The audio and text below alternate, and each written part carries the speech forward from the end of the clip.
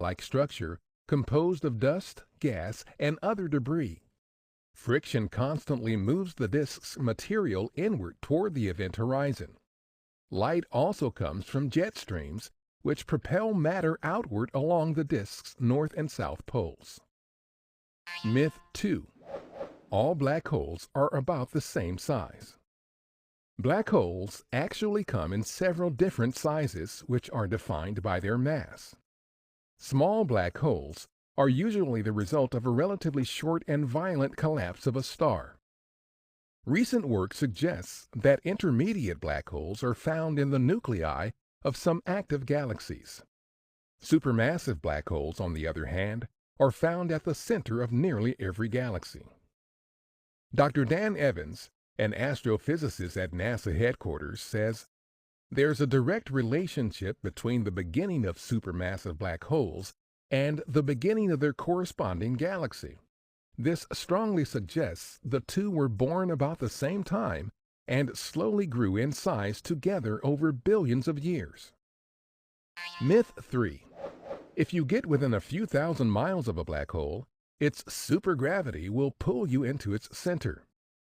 It turns out, you can get surprisingly close to a black hole.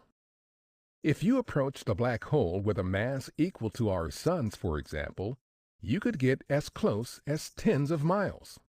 So imagine if we replaced our sun with a black hole of the same mass. All of the planets would continue to revolve around it at exactly the same speed and distance as they do now. Myth 4.